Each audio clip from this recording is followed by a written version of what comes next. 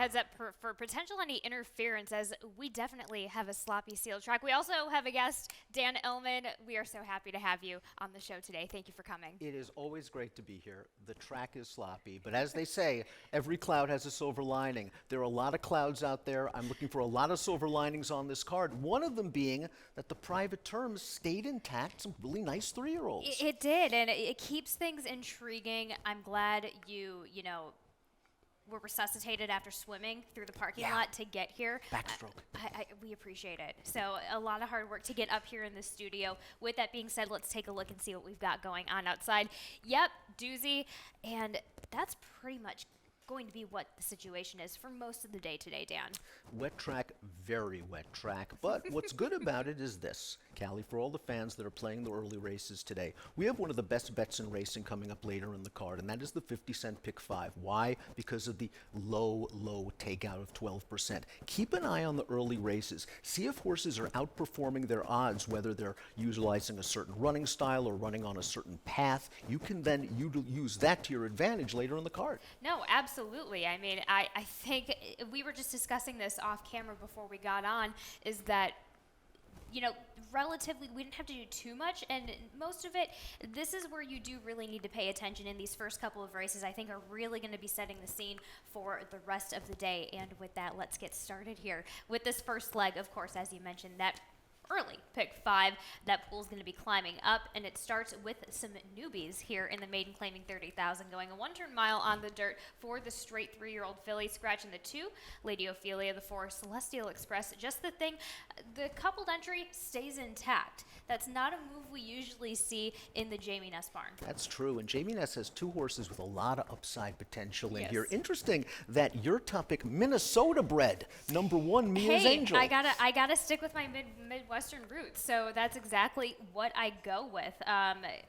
Carrick Knight, 14% on a wet dirt, but you just have to.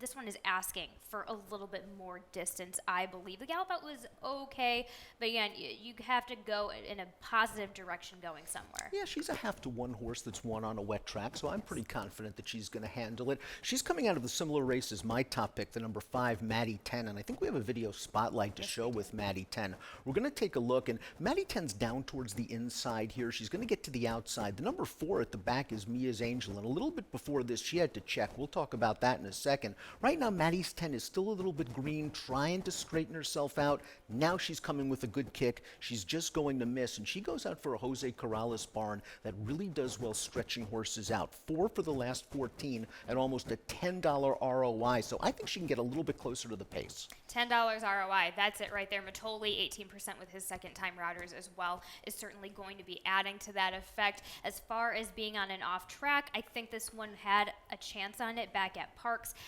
May turn it up a little bit here, and 18% on a wet dirt for Matoli as well. I'm not willing to give up on her on a wet track just yet. The second dam won 3 times on the surface, so I'm hoping if she can break, stay in the clear, no mud in her face, maybe she'll like it. With a shortened up field, really sets up well for her to do that. The number 3, Yum Yum Eat It Up, eats up this dirt mud, hopefully a little bit today for Mario Saray Jr. Tori Alba first in the barn.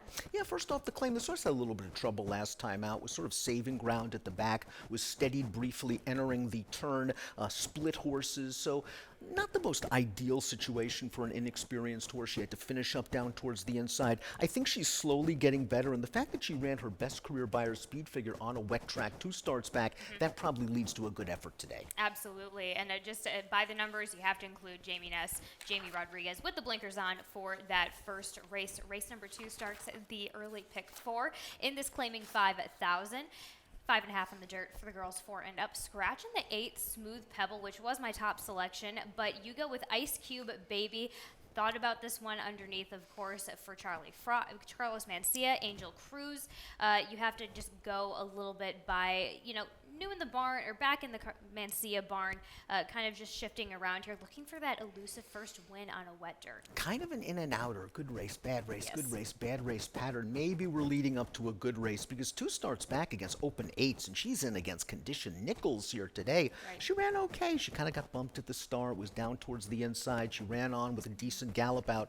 I was a little disappointed last time. She didn't break great from the rail, but she settled into a perfect spot behind a 4-ply speed duel, and she just didn't finish up. She's run some good races on wet tracks, however. She's hit the board in half of her 6, so I'm hoping she can work out a tactical trip. You know, and when she was kind of running on those wetter tracks, she's kind of down to a level that makes things easier for her today. So it lines up well. Calypso Ghost for Chris Harding, Jean Bursino. Jean Bursino, 10-1 morning line. I have a feeling now things are going to shorten up from that, but still, Jean can always give us a good price. You were the first one to come up with that angle, Callie, with Jean Briseno at a price, and yes, it's held true for the last year and a half or so. Calypso Ghost, I'm such a fan of her. Yes, she shows up every single time. She won one of the Maryland Million starter races back in 2021, and I still think turning back in distance is going to work for her. They tried her 7 last time out. She pushed the pace outside, was on the attack in between horses, and just got tired late. Breaking from this inside post, she's going to work out a trip, and if she could summon some of that back class, she's interesting at a price. To me, that's exactly what I key off of back in 2023 on the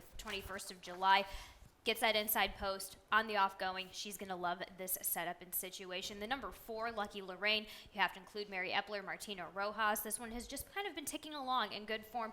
Going to be a presence here in this race. Looks like she's slowly getting better. She's the kind of mare that needs some pace up front, but she's been facing some good competition. The horse that ran second last time out, finished directly ahead of her, came right back to win with a 59 buyer speed figure in an $8,000 claimer against better horses. So Lucky Lorraine certainly fits with these. Absolutely. 6-1, 4-5 for Dan Illman there in race number 2. Race at number 3 is a maiden claiming 30,000 again here. 6 furlongs on the dirt for the 4 and 5-year-old. Scratch in the number 5, Second Waves.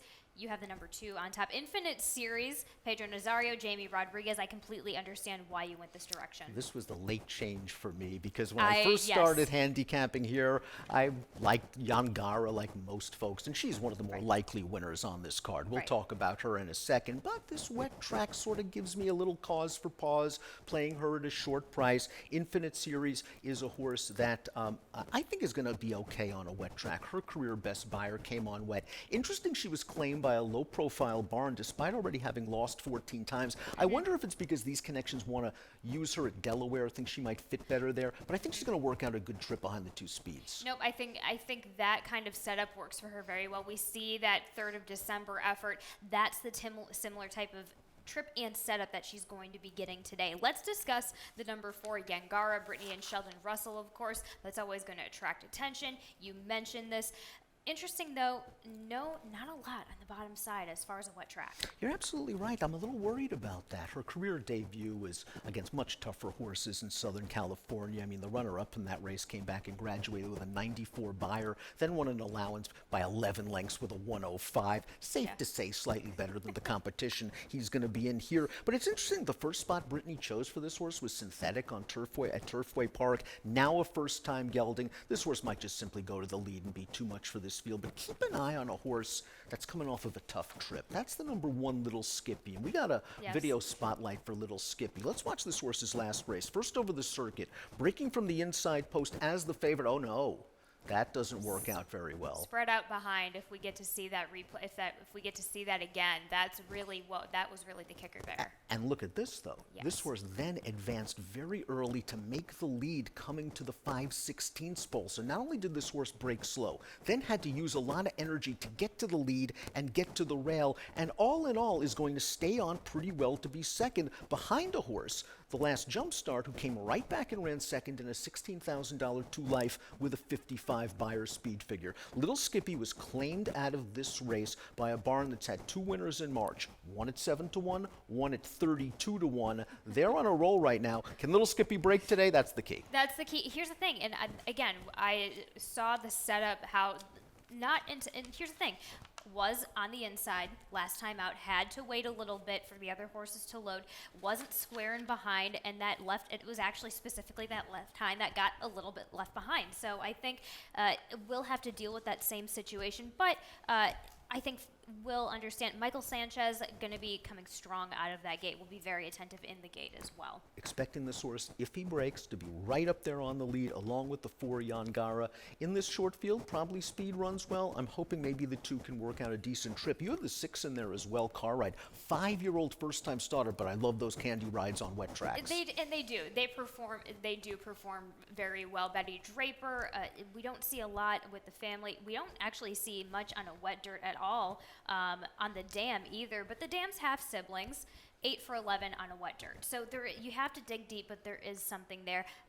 For me, I don't hold as much heft in the outside post for a first-time starter. I think this one will be just fine. I think it'll be just fine as well. Plenty of workouts leading up to this race. A little class deep in the family of Tempera, who won the Breeders' Cup Juvenile Fillies. So nice spot for the debut, especially with the scratches. Definitely. 2-4-1-6 for Dan Illman there in race number 3. Now we go to race number 4, an allowance optional 62-5, going 6 furlongs on the dirt for the straight 3-year-old fillies. Scratching the 3 Oreo Angel, you go with Heart for Brittany Russell, Sheldon Russell on the rail, trying the mud for the second time today. Well, I'm not going to fault the fact that this one didn't perform as great as expected as the favorite last time out on that wet track, because January 27th, I thought, was the biggest rail bias day of the entire meet, and you had to be inside to win. And Sheldon just couldn't get the horse inside. No fault of his own. It was just that there was a speed to his inside, and then the winner was breaking from the rail, tracked in the pocket, and came up the rail.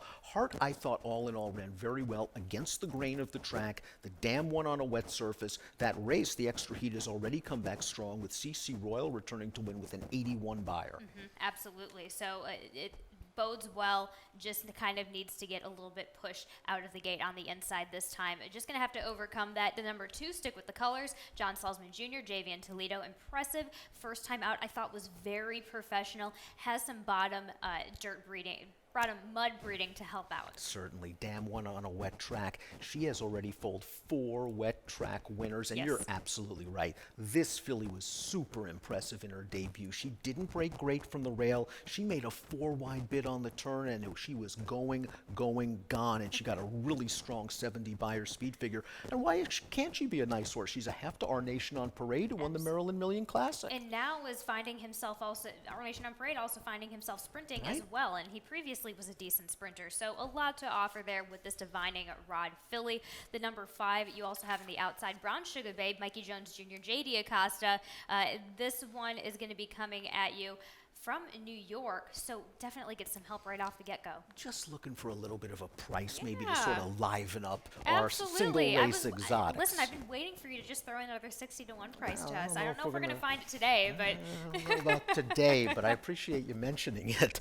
The horse last time out that she was in against is pretty good in New York. Came back to win the East View Stakes for State Breds with a 72 buyer speed figure. Now, Brown Sugar Babe broke really sharp in that race over a wet track, then was outrun, was wide on the turn. Little class relief here. I think they're going to take her back, try to make one run, maybe get a piece of the pie. sure, why not? Number 8, Susan's Mule, to wrap up your picks there. Anything just coming up really big, not necessarily super big. Yeah, super big step up here from that maiden 20, but throwing it in there, 6-1 morning line. Army Mule is a very good sire of wet track horses. Susan's Mule, though, is a little bit cantankerous. Yeah. That's the word of the day. She's a little grouchy. Well, what's great is that she's going to be breaking in last. Yes. Yes. Keep an eye on her in the post parade. Keep an eye on her in the warm-up. Keep an eye on her behind the gate, because she can be a little bit grumpy, and sometimes she doesn't break very well, but she's also lightly raced, and she's getting Lasix for the first time, and should like a wet track. We'll find out there in race number 4, 1-2-5-8 for Dan Illman. Race number 5 starts that Rainbow Pick 6. Let's take a quick look at my ticket. Of course, a carryover that did not hit yesterday. There were 0 live tickets by the end of the day yesterday, and let's just take a look-see really quick at my ticket. I go for a super dramatic single at the end. If you wanted to add one more horse, maybe splitsies with a friend, why not? I thought, honestly, this day is pretty fair. I didn't find any standouts. We'll get to race number 9, of course, the private terms. I do go with speediness in that race, but again, it sets up well amongst a couple of horses here. Nothing too, you could go, here's the thing, Dan, and that's the whole point of our show, is that we will dig a bit further into this. If you wanted to go in on a couple of more races, maybe race 7, maybe even race number 5 here, but $12.80 here starts in this maiden claiming at 12.5. Of course, going a 1-turn mile on the dirt, that makes things interesting here with the scratch of the 1. The rail horse, we now have a new rail horse in your number 2, and we have a nice stat on Cavendish for Brittany, Russell, JV, and Toledo as well. It wouldn't be Dan Ullman on Today at the Races without a Brittany Russell stat. And this is a good one. 14 for the last 26 with a 363 ROI with maidens going second-time routes. And this horse in the first route was up at Aqueduct over a muddy track, didn't break very well, battled for the lead with 2 other horses, and actually ran pretty well to be second, getting the better of those 2 pace rivals. The 4th place finisher from that race came back to graduate at Parks for the quarter with a 61 buyer. Just a lot to like with this horse. No, absolutely. Why not? And you do have Brittany, who's doing well enough from Aqueduct to Laurel. But yes, second-time route. It's a stat I absolutely love. We'll have no problem on this wet dirt with being by flatter. The number 7 to the outside is going to be Barney's Magic. Horacio De Paz, Victor Carrasco. Barn is starting to heat up over here in Maryland. You just took the words right out of Sorry. my mouth. No, I love the fact that we're on the right mindset here. Horatio De Paz has been on fire. 7 for the last 19 going into yesterday's races. That's 37%, a positive return on investment. This horse got beat by an odds-on favorite last time out who was just ran off of the screen. Now, Marty's Magic didn't change leads that race. I didn't like that, but this horse has run well on wet in the past. I think Victor's going to work out a good trip with this one. And he's also going to figure out that left lead situation for next time out as well. We'll give it a pass, but keep an eye out for that. The number 3 to the inside is Phantom Jewel. Gary contested Jamie Rodriguez comes over with the, shifty, crafty enough fields for these maiden 20s up there in New York, and comes down here, still finds a crafty enough field. Now this horse comes out of the same race as Cavendish up in New York, and if you watch the head-on replay of that race, Katie had this horse about 6 paths off the rail, and I wonder if it's because maybe didn't want the kickback with the muddy track, and maybe that was the key there. Draw post position 2, there's a chance Phantom Jewel has to deal with the kickback, but if you want to just give this horse a little bit more, a couple of more points from the last race, it was because 4 to 6 wide trips usually don't work out. No, so it's it's tough when the horse doesn't like dirt in its face, and we're here in the winter, so you have to work with what you can work with, and if you go, you can only do so much. If you're on the backside, you can try and slim it on the turn as much as you can, but there we have it, hoping for a better trip here today. 2-7-3-8. Another Carlos Mencia to wrap things up for you with Snack, but let's go ahead to race number 6. That also starts our jackpot super high 5 and our commercial. We will be back right after this break to talk about the rest of Saturday's card. When it comes to getting back in the game, there's only one team to turn to. The team more high school, collegiate, and professional athletes train and recover with. That team is MedStar Sports Medicine. For more than 30 years, MedStar has served as a leader in the diagnosis, treatment, and rehabilitation of orthopedic and sports-related injuries. Ranked among the top programs in the Maryland and Washington regions, we offer rapid access to athletes of all levels. Let the pros who treat the pros treat you. MedStar Sports Medicine. As mentioned, our jackpot super high 5, and we do have a carryover coming into that race, this race number 6. Also starts the late pick 5 as well, and the starter optional 20,000, 3/4 of a mile on the dirt for the 4-year-olds and up. Now we have an uncoupled entry. Scratch in the 1A Captain Camdy, the number 5 Lost in New York, the number 7 Top Boss. You and I both go with the number 8. No Easy Days. Why not? Daniel McKenzie, JV, and Toledo. This horse is on a tear. It's hard to get past him on paper. He's won 3 in a row. As you mentioned, he's in razor sharp form, and he just looked so good last time out. He got bumped a little bit at the start, but ended up in a decent position, and then once he got to the outside and took over, it was all over. Some of these scratches take some of the speeds out, but with No Easy Days, I think he's pace adaptable. He doesn't need to come from so far off of it. If the pace is slower, he can stay close, and with the 1 and the 2 in here, there should be a fair pace anyway. He can do whatever he wants in this race. So with the number 2, our 1 Whirlwind Ride, Bruno Tessori, Glory, of course, who's come back, been on a little bit of a tear, taking this one down from New York, Carlos Lopez on. This is a formula that has worked time and time again before here in Maryland. It certainly has, and usually I'd be very leery of a horse coming off a little bit of a layoff like this, but when you look at his past performance lines, when was the last time he had a layoff before that? 3 years ago? Right. He's a hardy guy that probably needed just a little bit of a break. He chased a very fast pace last time at Aqueduct, and he chased it 4 wide. I think that worked against him. The runner-up from that race came back to win 2 of his next 3 starts with an 82 buyer. He's a half to 2 wet track winners. I think One Whirlwind Ride is going to show speed. The question is he going to get cooked up front with a very speedy Kadri? Exactly. So, and with Kadri, it's for me, I'm not one to kind of get a need the lead type, but last time out, took a while to get some fading going on, and we stretched things out. Again, this is a horse that has been consistent enough to respect in this field on a wet dirt. No, absolutely, and this horse has a lot of back class as well. Last time out, this horse was dueling on the inside. The inside was the best part of the track. We talked about that. Came off the rail, turning into the stretch, and maybe that kind of took the starch out of him because who beat him? A horse that rallied up the inside. Right. So maybe Kadri has a little bit of an excuse for that race, and just seems like Jamie's trying to find the right class level for him, and I think this is it. What's funny is that Indian Lake is 5 for 5 going first or second on a wet dirt, and you have this one underneath. I don't have this one, but the transfer over from that Penn National race should not necessarily help him out a little bit, but gave him just a touch of a boost from that time off. I think you're absolutely right. That race was probably a really good tightener for this one. First start off the layoff, you'll notice that this horse made a wide mid-race move and then flattened out, which you could understand because it was his first start off the layoff.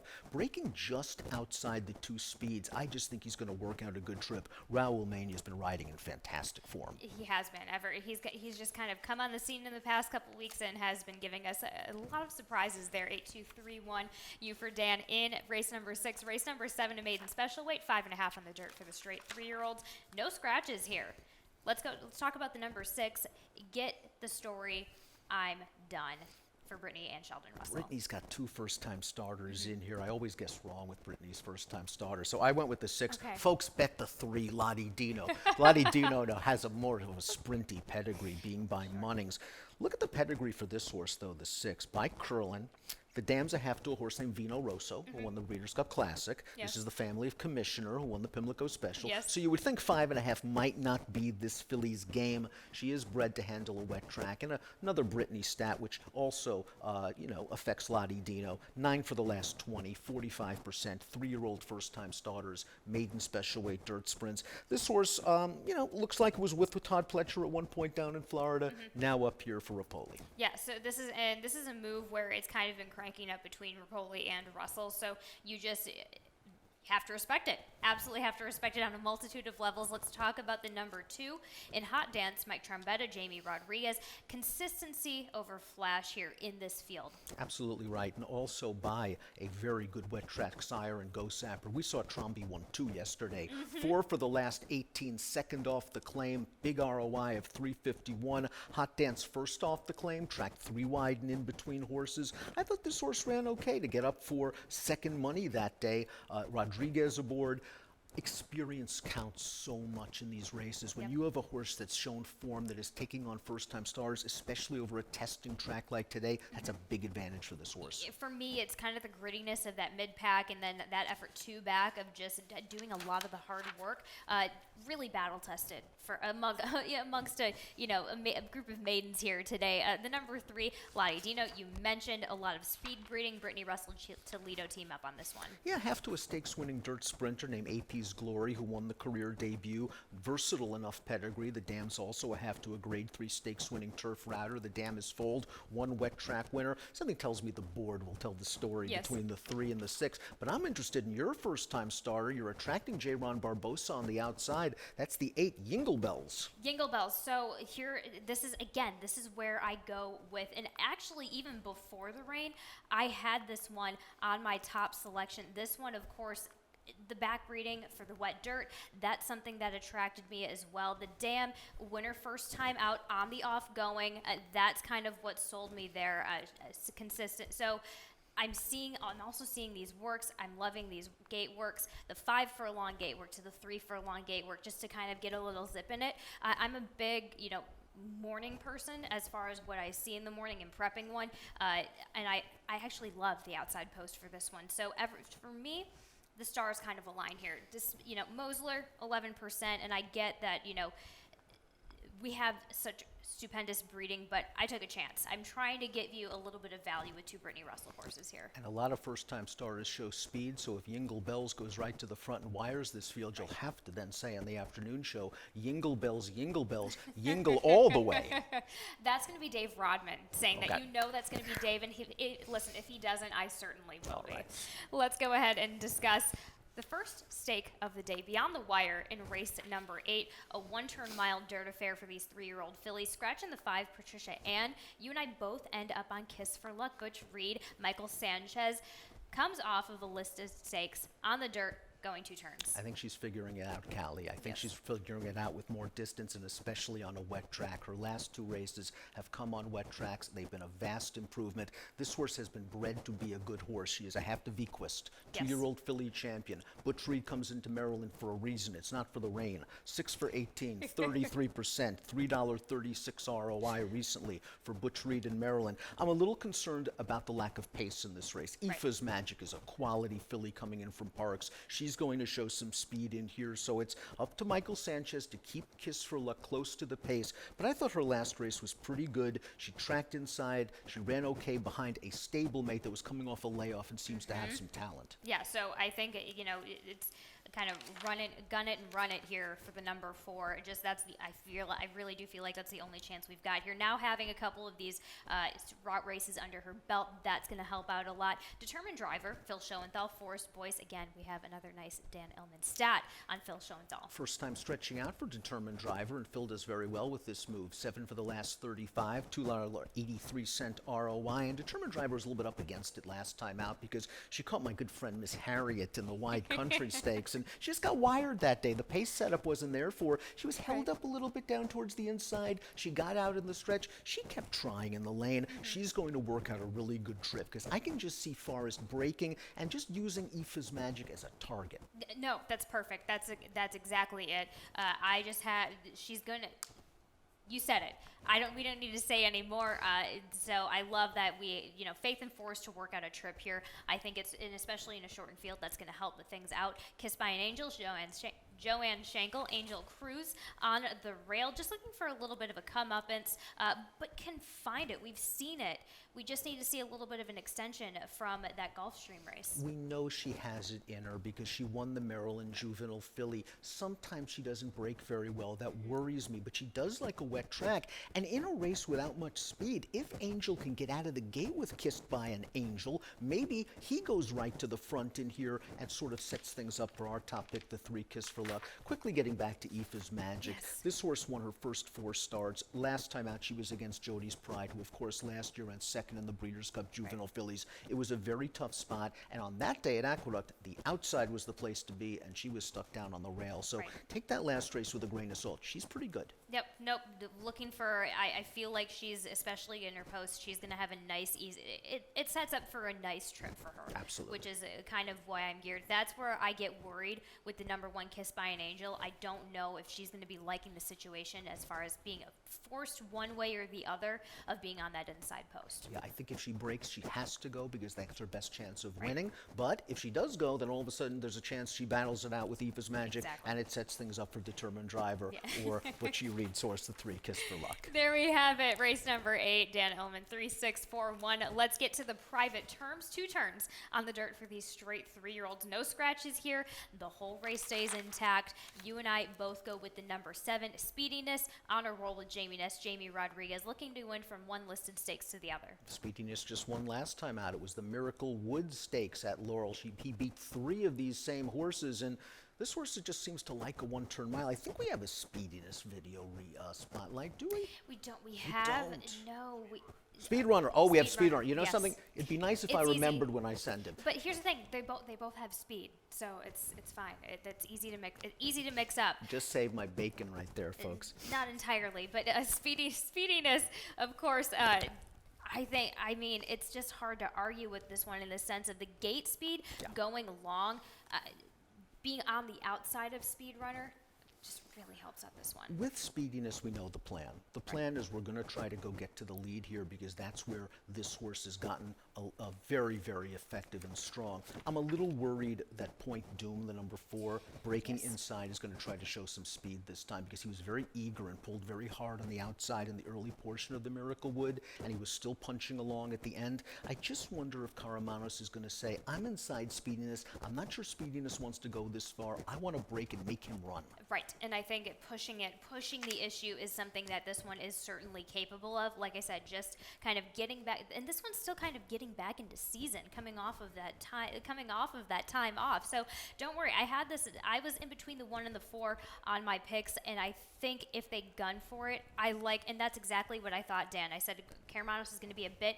aggressive in getting this one in a stable position early on, and this one is okay forcing the issue. So if the pace is hot, it could set things up for Speed Runner. Right. We're worried about maybe Speediness doesn't want the distance, maybe Point Doom doesn't want the distance, maybe Inveigled, who we'll talk about in a second, doesn't want the distance. We know Speed Runner wants the distance. He wanted 1 mile and 1/8, 2 starts back for Plutcher, who won with 1 here yesterday. Here's the Withers. And the Withers doesn't look great on paper as we take a look at Speed Runner's race replay. He's down on the inside, and it looks like he's going to be in a pretty good position, and there it is. And the he's check not. right there. He's the kind of horse that is a one-run type. He's a plodding type. He's a staying type. You stop him, it's going to be real tough for him to recover after that. And Speed Runner really didn't recover. Passed a couple of tired horses, but was facing some good ones. Finished ahead of 2 next out winners still after that trouble. And the runner-up came back and ran second in the Gotham with an 89 Beyer speed figure. Speed Runner got a lot of experience on a wet track in this race. And again, he's got the pedigree. He's a half to brilliant speed, who interestingly enough was 3rd in the Belmont at 1.5 miles and also 3rd in the Breeders' Cup Turf. I mean, and on top of that, kind of switched really late to that outside lead in that effort. So just got all the cobwebs out of there. Of if anything could go wrong, it did go wrong. So you just have to hope for that better turnaround there. Todd Plutcher just winning 1 from New York yesterday here. So again, hoping to continue that momentum a little bit. Inveigled, we have to talk about Jane Sibeli, Michael Sanchez coming out of that Holy Bull effort, coming up to some fresher air. Yeah, I think it's fair to say this is a little bit of class relief, not having Yes. to deal with the 2-year-old champion fierceness or domestic product who would Right. bounce out of the Holy Bull to win the Tampa Bay Derby. Didn't see much of an excuse for Inveigled that day from a trip standpoint. Just sat right off that easy pace set by Hades and couldn't go with those nice horses in the stretch. But this is a horse that when I talked to Jane earlier this week says, in a perfect world on an unbiased racetrack, he'd sit a little bit further off the pace and try to make a run. We'll learn a lot more about whether this horse wants this distance. And that's exactly it. So this is where I tried to see if I could find just a touch of value, but I completely understand. He belongs here. We're just gonna see what his max limit is here in the private terms. Let's talk about the number 9 on the outside. In Circle P, Flint Stites, Julio Hernandez came respectable here in the Miracle Wood last time out. Flint always comes down here and gets some good performances. A horse won the Maryland Juvenile last year, coming with a really strong late run. I think that the Miracle Wood was a good race, considering it was his first start of the year and likely a stepping stone. Another horse that must prove he could handle 2 turns. Sometimes these late-running sprinters, it doesn't work out for them. And as you know, this outside post here going 1 mile and 1/16, it's very tough to work out a trip. It's going to be do or die kind of thing, and I feel like the smartest thing is for Hernandez. It's tough because on a track like today, I wouldn't be surprised if it's a bit tough for horses like Circle P to kind of make something out of it. So I mean, you're going to break and you're going to tuck him behind and just see how close to the rail you can get as you can. And we got to mention Copper Tax Of as course. well, because he was arguably the best 2-year-old in the region last year, winning 5 in a row. They ran him in the Remsen, wet track, tough trip, didn't work out against some pretty good horses, Dornoch and Sierra Leone. Yep. Last time out in the Sam F. Davis, I talked to Gary, and he said he breezed this horse down the stretch the Wednesday before the race, and this horse did not like the racetrack at all. I think that he didn't handle the track when he got wired that day. Another opportunity to prove that he can go 2 turns against better competition. And not only that, I actually love the fact that he scratched this horse out of the Miracle Wood. Right. He gave this. He is Gary. What I noticed that Gary is really good at trying to set up horses for mentally for the best success that they can. So we get a little bit more of these Gary Capuano type works, kind of getting just some solid confidence in the morning for this one. And we saw that last week with Gary. He won 2 Yes. stakes on the card, so it's Exactly. pretty good. Yeah, he said the Copper Tax, he wanted to give a little bit more time. He's a lighter framed horse, Exactly. and I think he's coming into this race the right way. And again, the class relief helps. Let's go ahead to race number 10 to wrap things up here for our selections in this maiden claiming 12-5. 3/4 of a mile on the dirt for the fillies and mares 4 and 5. Scratching the 5. Final jump, you go with the number 6 Peaches Sweet Notion. Gina Perry, Carlos Lopez. Gina Perry's been experimenting with this horse, put a hood on the last 3 races, and has shown some ability, just hasn't really been able to threaten the top finishers. I think this race is going to be a rider's race. Who's going to get to the front? Who's going to be in the thick of things turning for home? And I think Peach's Sweet Notion has the speed to be right there when they turn into the stretch. And I just think maybe, just maybe, he's found the right field. I think the 1 Coles Magnolia, your top pick, is very dangerous because speed, inside, lightly raced, a lot of upside. She tried. She's been trying really hard in these past couple of efforts. It's a cutback in distance with some confidence. That kind of really sells it for me. You also go with the number 7 and Ria Formosa. Anthony Lucas blinkers off with Freddie on. Interesting horse here, returning off of a layoff after running on synthetic surfaces at Presque Isle Downs. This horse has a tendency to break slow, as she did last time out, then tried to get into it with a 3-wide bid. This barn, though, 3 for the last 13, positive ROI, first off the trainer switch, just seems to find a right spot. I wonder if she gets a setup because she doesn't have a lot of speed. No, exactly, and that's kind of it. That's kind of my little itch about her. So we go 6-7, 1-2 for Dan Ellman, and that wraps it up for our picks. But hold up, we have his best bet and his value play of the day. Of course, the best bet of the day is Kiss for Luck with Butch Reed in the Want to try to go with a little value here for the best bet. 5-1 on the morning line is fair for Kiss for Luck. She has the pedigree. She handles a wet track. I'm just hoping she gets a setup. I just think she's getting better. Absolutely. And then we just mentioned Peach's Sweet Notion as your value play of the day. Experiments with Gina Perry there in the last. Yeah, she'll offer a little bit of a price. She's going to be close to the pace, turning for home with a fair shot, so 5-1's fair. And Dan, thank you so much for just coming on the show. It's been such fun. We're going to have some fun racing out there despite the slop, and we are going to head to the voice of Maryland, Dave Rodman, for some more changes and scratches. Good luck.